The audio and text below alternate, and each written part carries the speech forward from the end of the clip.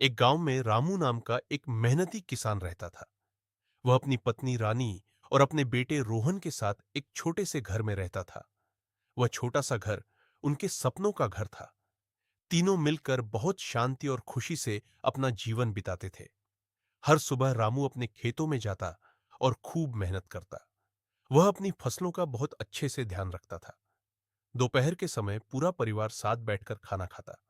इसी तरह रामू अपने छोटे से परिवार के साथ खुशहाल जीवन जी रहा था। रामू का एक बड़ा सपना था कि वह अपने बेटे रोहन को पढ़ा लिखाकर बड़ा अफसर बनाए।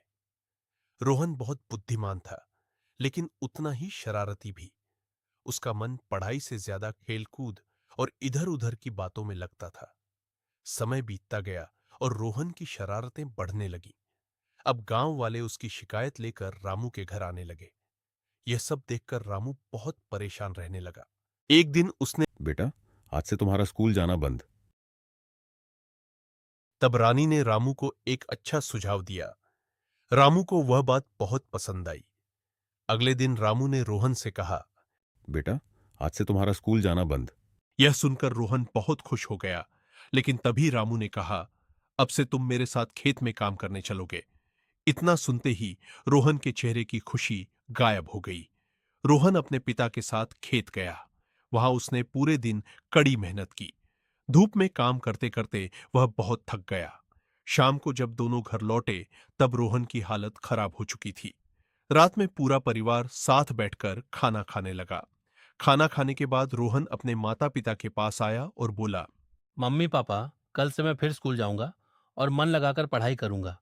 आज मुझे समझ आ गया कि पापा खेतों में कितनी मेहनत। यह सुनकर रामू और रानी बहुत खुश हुए।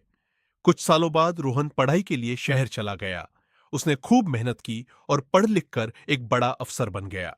एक दिन रोहन अपने गांव वापस लौटा। उसे अफसर के रूप में देखकर रामू और रानी की आंखों में खुशी के आंसू आ गए। पूरे गांव में खुशियां मनाई गईं, क्योंकि रोहन उस गांव का पहला अफसर बना था। अब रामू का परिवार खुशी और सम्मान के साथ अपना जीवन बिताने लगा। अगर आपको हमारी कहानी पसंद आई हो, तो हमारे चैनल को लाइक और सब्सक्राइब करें और बेल आइकन दबाना न भूलें।